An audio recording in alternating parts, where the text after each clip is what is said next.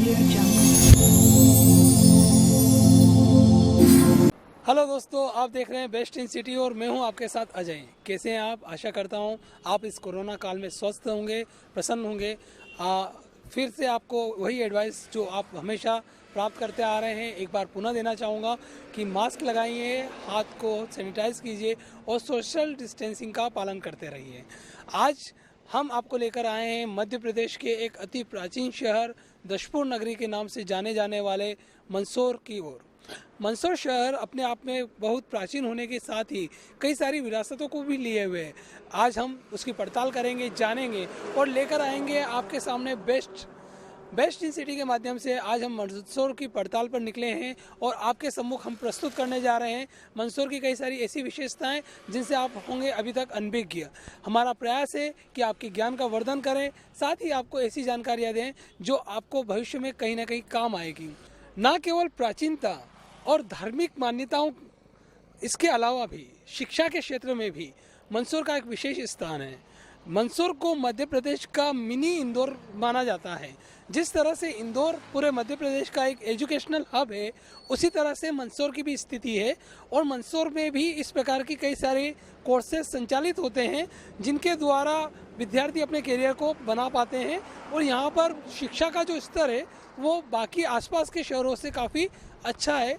नीमच जिला मंदसौर ज़िले से छोटा है और मंदसौर ज़िला काफ़ी बड़ा होने के साथ ही उन्नत भी है और बहुत पुराना ज़िला होने के साथ ही यहाँ पे कई सारे विकास कार्य हुए हैं। और अभी वर्तमान में स्थितियाँ किस दिशा में हैं, यहाँ पे क्या विकास कार्य चल रहे हैं, इन पर हम एक नज़र डालते हैं। आइए।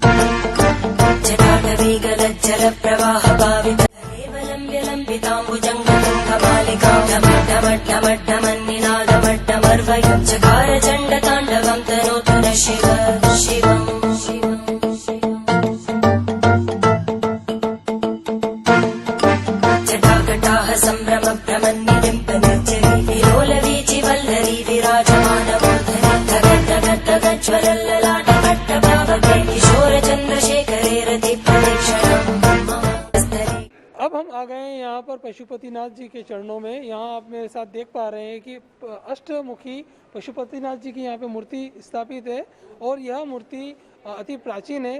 साथ ही यहाँ मंदिर की विशेषता है कि मंदसौर के दक्षिणी छोर पर एक नदी है शूना मैया। यह शूना के भी दक्षिणी तट पर स्थापित यह मंदिर है। अष्टमुखी जो पशुपतिनाथ जी की मूर्ति है जो लगभग 8 फीट ऊंची है। आइए हम इस मूर्ति की क्या विशेषता है जानते हैं पंडित जी से।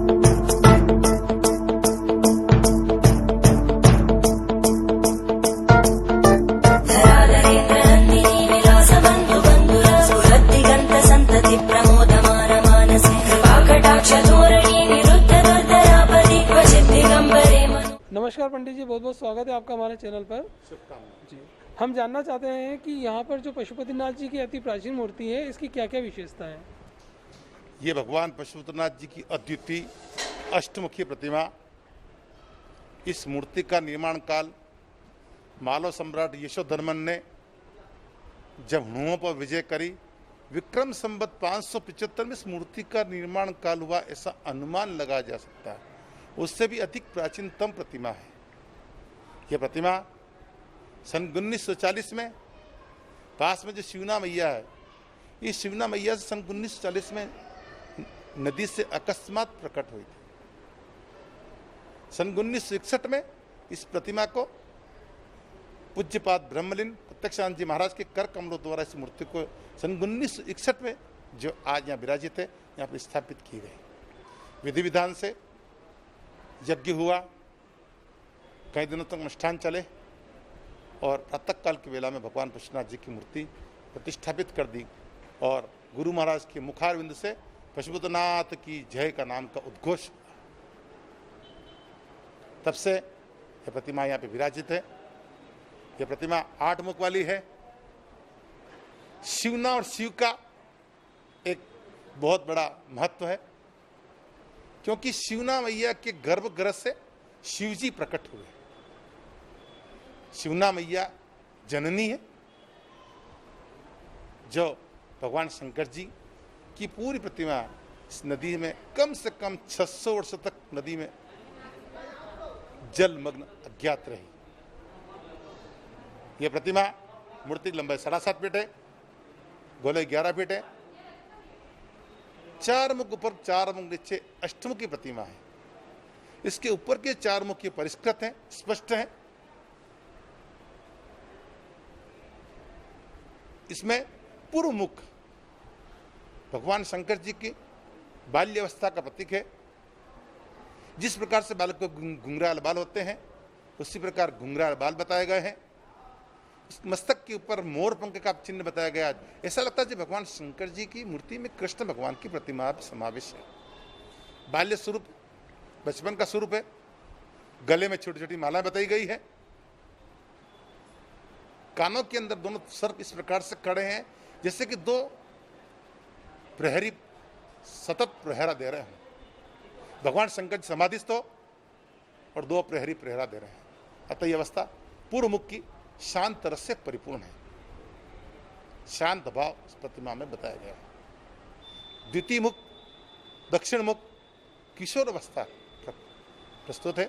उसमें जिस प्रकार का केश विन्यास कुछ जटा में हो गई, मुखारविंद पर द्वितीया का चंद्रमा मस्तक के पर शोभायमान हो रहा है।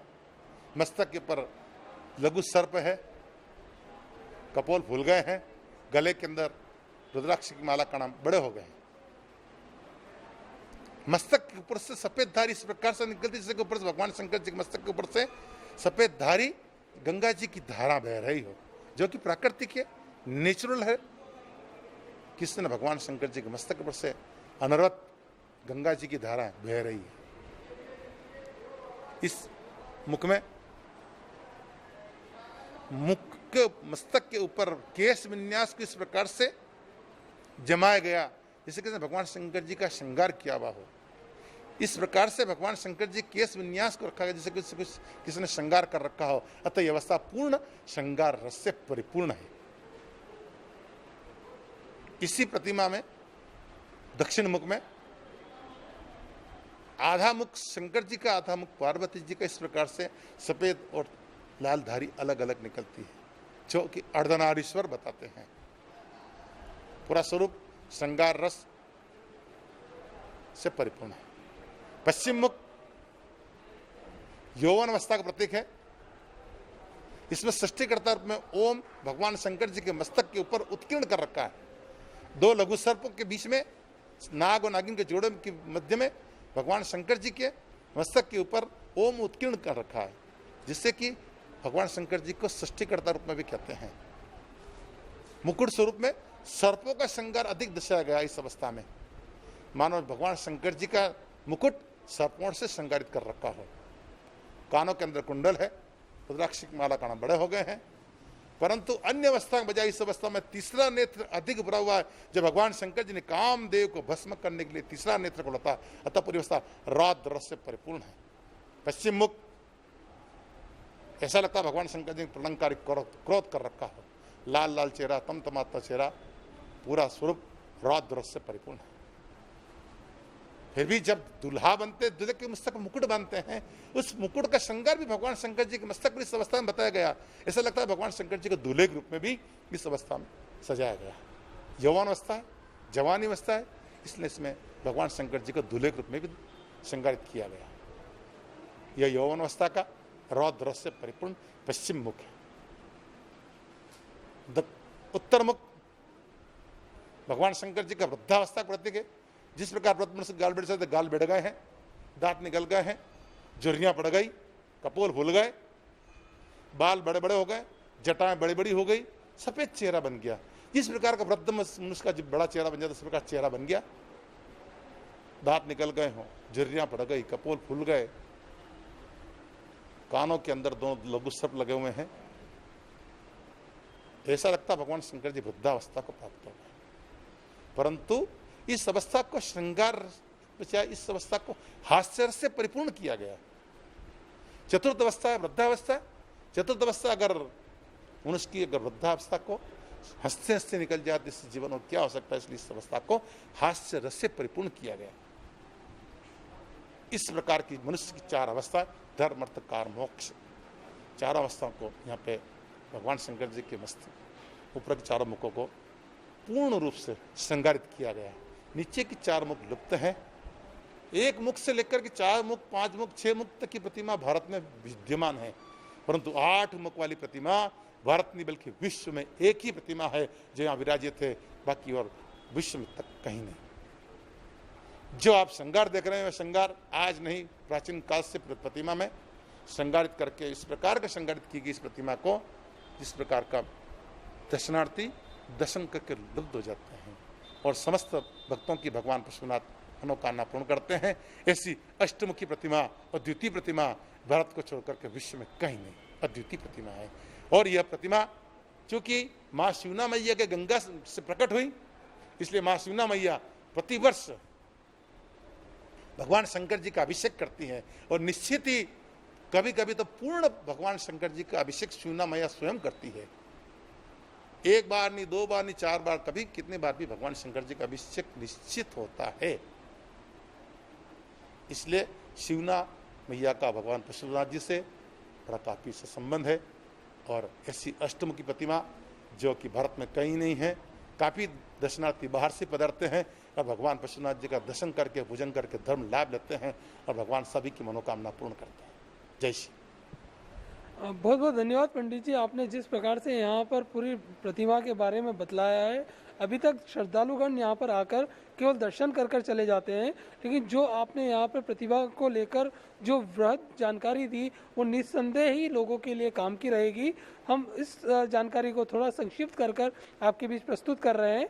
अभी यह जो मूर्ति यहाँ पर है, आप यहाँ पर मेरे पीछे देख सकते हैं, यहाँ पे शिवना मैया बह रही है और शिवना मैया के गर्भ में ऐसा माना जाता है कि राजा यशोधर्मन के द्वारा इसका निर्माण किया गया था और निर्माण के पश्चात किसी कारणवश यह मूर्ति यहाँ पे शिवना मैया में समाहित हो गई थी और लगभग 1500 वर्ष पूर्व यह इस मूर्ति का निर्माण किया गया था और 600 वर्ष तक यह मूर्ति यहाँ शिवना मैया में अज्ञातवास में रही और 1940 में यकायक यह मूर्ति बाहर आई और 1961 में यहाँ पर मंदिर की स्थापना की गई है।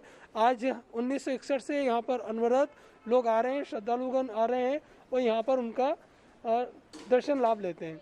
सबसे बड़ी बात यह है कि शिवना मैया प्रति वर्ष बारिश के दिनों में 2 बार 4 बार यहाँ पर आकर शिव जी का पूरा अभिषेक करती है। अपने पुत्र के रूप में वो उनको यहाँ पर देखती है और उनका अभिषेक करती है।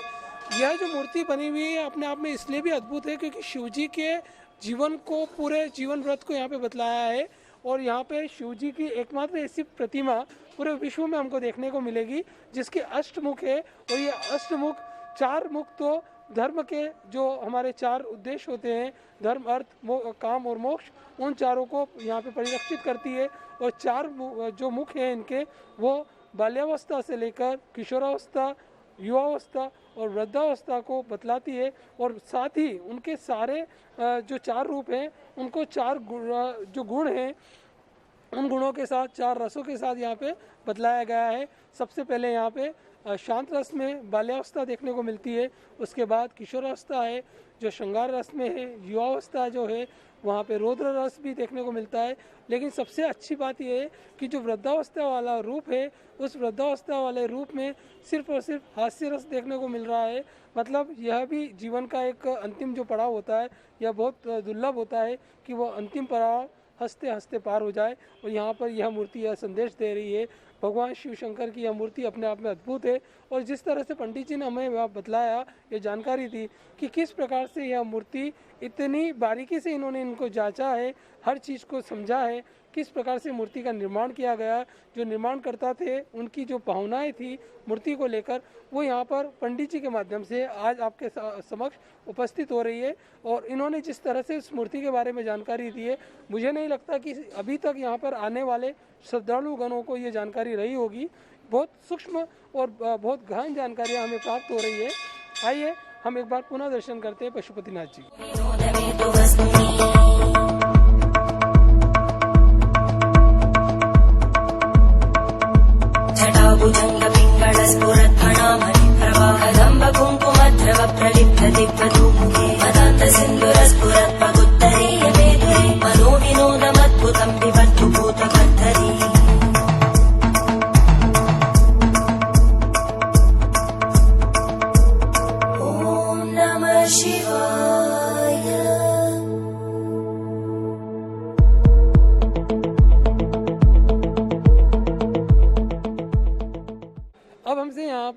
समिति के जो सहायक प्रबंधक महोदय हैं ओम प्रकाश जी शर्मा वो जुड़ रहे हैं। आइए जानते हैं कि किस प्रकार के विकास कार्य यहाँ पशुपतिनाथ मंदिर पर हो रहे हैं।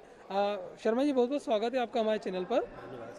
हम जानना चाहेंगे कि यहाँ पशुपतिनाथ मंदिर विकास समिति जो है वो किस प्रकार से कार्य कर रही है। भगवान पशुपतिनाथ मंदिर विकास समिति ने काफ़ी कार्य करवाया है। यात्रियों की सुविधा के लिए एक शानदार वेल अप टू डेट अतिथि गृह बना रखा है, जिसमें 4 बड़े हाल है, 12 कमरे हैं और सामने एक यात्रियों के ठहरने के लिए निःशुल्क एक विश्रांति गृह बना रखा है। भोजनशाला बना रखी थी जो कि अभी फिलहाल बंद है और मंदिर का रिनोवेशन भी करवाया है। जैसे मंदिर के आपने मार्बल की कलाकृति देख रहे हैं तो वो कंप्लीट करवाया है। करीब 1.5 लाख रुपये खर्चा उसमें। अभी एक वर्तमान में जो लेटेस्ट काम चल रहा है सहस्त्र शिवलिंग मंदिर का, वो 6 करोड़ का प्रोजेक्ट है, तो उसका काम चल रहा है, वो काम हो जाएगा। और बाहर भी काफ़ी विकास काम करवाए, यात्रियों की सुविधा को ध्यान में रखते हुए काम चल रहा है और भी काम करवाना है बाकी है। ये जो सहस्त्र शिवलिंग आपने बताया मतलब 1000 शिवलिंग, तो ये किस प्रकार का प्रोजेक्ट है? ये प्रोजेक्ट एक प्राचीन प्रतिमा थी यहाँ जो छोटे मंदिर में रखी हुई थी, तो समिति के निर्णय अनुसार एक बड़ा मंदिर बन रहा है, तो उसमें उसको विराजित करेंगे, जिसके एक मूर्ति है 5.5 फीट ऊंची, उसी पे 1000 शिवलिंग उकेरे हुए हैं। ये तैयार हो जाएगा 1 आध साल के अंदर बनने को। तो अभी वो दर्शनार्थियों के लिए उपलब्ध नहीं है? नहीं, उसको अभी रख रखा दर्शनार्थी उपलब्ध नहीं है। तो ये मंदिर जो बन रहा है नया, वो यहीं इसी परिसर में बन रहा है? जी, इसी परिसर में बन रहा है। उधर इसी परिसर में बन रहा है जहाँ निर्माण काम चल रहा है। तो ये हम यहाँ पे सामने देख पा रहे हैं, ये नदी है ना। हाँ, ये जो यहाँ पर हमारे पीछे बाईनी ओर आप देख पा रहे हैं, यहाँ पे मंदिर का विकास कार्य चल रहा है और लगभग 6 करोड़ रुपए का यह प्रोजेक्ट है। अति भव्य मंदिर यहाँ पर बन रहा है, जहाँ पर 5.5 फीट ऊंची शिव जी का एक शिवलिंग है, उस पर 1000 शिवलिंग उकेरे गए हैं। तो अपने आप में अद्भुत है।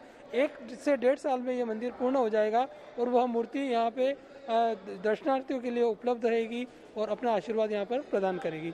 शर्मा जी, और भी हम जानना चाहेंगे कि यहाँ पे किस प्रकार की और विकास कार्य हुए हैं या और कोई नई कोई एक्टिविटी आपने की हो? मंदिर गर्भगृह में रुद्र यंत्र बनाया है, दरवाजों पे चांदी लगी हुई है, रुद्र यंत्र में चांदी लगी हुई है, जिसमें करीब 6 क्विंटल चांदी लगी हुई है। और भविष्य में भी और कुछ काम करवाना है, वो भी शीघ्र करवाए जाएंगे। तो आपने जैसे जाना कि यहाँ पे समिति पूरी तरह से कार्य कर रही है, लेकिन साथ ही हम ये भी जानना चाहेंगे कि जो मंदिर की जो यहाँ पे पौराणिकता है उसको लेकर अभी जो प्रसिद्धि वाला मामला है, तो किस प्रकार के यहाँ पे लोग आते हैं, श्रद्धालु आते हैं और कैसा यहाँ पे माहौल है, कहाँ से लोग आते हैं? पूरे भारत से लोग आते हैं यहाँ, और जो बाहर कंट्री में भी रहते हैं, जो यहाँ रहते हैं शहर में रहो के आसपास रहो, वो लोग भी दर्शन करने के लिए आते हैं। और इसके लिए ऐसा नहीं कह सकते कि इतने एरिया से ही लोग आते हैं, ऑल इंडिया से लोग आते हैं। और यहाँ विशाल मेला भी लगता है, कार्तिक महीने का पूरा 1 महीने का मेला लगता है, उसमें भी बाहर से काफ़ी व्यापारी आते हैं जो अपना व्यवसाय करते हैं और काफ़ी खुश होकर जाते हैं। अच्छा धंधा चलता है यहाँ। तो बहुत बहुत धन्यवाद शर्मा जी, आपने इतनी जानकारी हमको यहाँ पर दी है। Thank you very much. Thank you sir.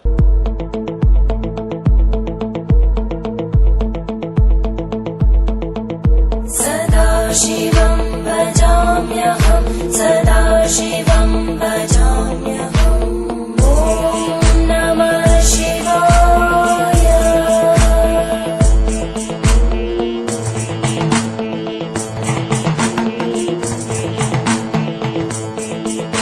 सहस्रलोचन प्रवृत्य शेषलेखशेखर प्रसूलदूहितोरणि विदूसराङ्घ्रिपीठं भुजङ्गराजमालया निबद्धजाटजूटक श्रियै चिराय जायतां चकोरबन्धुशेखर ज्वलद्धनञ्जय स्फुलिङ्गभाविपीतपञ्चसायकं नमन्निलिम्पनायकं सुधामयूखलेखया विराजमान। आप मेरी दाहिनी ओर देख पा रहे हैं, यहाँ पर भगवान विष्णु के 10 अवतार के चित्र बने हुए हैं कि कौन कौन से अवतार उन्होंने लिए हैं, और इन चित्रों के माध्यम से काफ़ी स्पष्ट हो रहा है उनके सारे अवतारों के बारे में। साथ ही आप मेरी बाईं ओर देख पा रहे हैं, मंदिर के ऊपर की ओर यहाँ पर जब शिवना माता में जल प्रवाह बढ़ा है और यहाँ पर बाढ़ की स्थिति बनी है, तो जल स्तर कितना हुआ है आप देख सकते हैं। यहाँ मंदिर पर वह सन लिखा हुआ है जब जल स्तर वहाँ पर पहुँचा था। सबसे नीचे 2016 में है उससे ऊपर 2019 में और उसके ऊपर 1946 में जल स्तर आया था और सबसे ऊंचा जो जल स्तर रहा है वो 1973 का यहाँ पर अंकित है। इस तरह से यह देखने में आ रहा है कि यहाँ पर यह जल स्तर कब कब कितना बड़ा है उसको लेकर भी अवेयरनेस है और यहाँ पर उसको भी अंकित किया गया है ताकि यह भी एक जानकारी यहाँ पर उपलब्ध हो। महाकपालि संपदे शिरोजटानस्तुता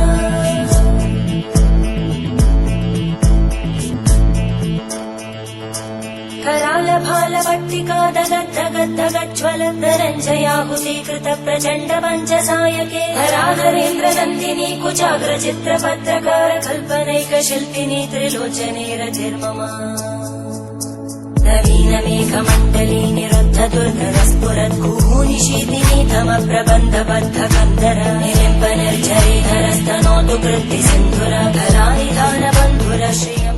तो दोस्तों, बेस्ट इन सिटी में हमारी यह पड़ताल आज यहाँ पर आकर ख़त्म होती है। पशुपतिनाथ के लिए हमको कोई पड़ताल करने की आवश्यकता नहीं पड़ी क्योंकि अपने आप में विश्व प्रसिद्ध यह मूर्ति यहाँ पर स्थापित है। और जैसा कि आपने पूरे वीडियो में देखा कि किस प्रकार से यहाँ पर पंडित जी ने और यहाँ पे समिति के मेंबर्स ने पशुपतिनाथ के बारे में विस्तृत जानकारी हमको उपलब्ध कराई। हमारा भी आप लोगों से ये कहना है कि यह विश्व प्रसिद्ध जो प्रतिमा है उसके दर्शन करने के लिए आप मंदसौर शहर में अवश्य पधारें। और मंदसौर शहर में आप कहीं पर भी किसी भी माध्यम से अगर आते हैं, अगर आप बाई कार या बाई बस आते हैं या आप बाई ट्रेन भी आते हैं तो आपको यह सुलभ रहेगा। आप रेलवे स्टेशन से भी इजी गोइंग यहाँ पर आ सकते हैं। बहुत बड़ा कैंपस है, बहुत अच्छा परिसर है, साथ ही यात्रियों के ठहरने के लिए भी यहाँ पर अच्छी व्यवस्था है। आज मंदसौर में हमारा पहला दिन है और आज पहले ही दिन हमने पशुपतिनाथ जी के चरणों में स्थान प्राप्त किया है, उनका आशीर्वाद प्राप्त किया है। और अब आने वाले समय में हम मंदसौर को आपसे अच्छे से रूबरू कराएंगे, बतलाएंगे यहाँ पे क्या फेमस है, क्या बेस्ट है, वो सब हम छान कर, बीन कर और पूरी पड़ताल कर कर आपके बीच में प्रस्तुत करेंगे। तो बने रहिए हमारे साथ। मैं अजय, कैमरामैन दिनेश और अपने सहयोगी विष्णु के साथ बेस्ट इन सिटी के लिए।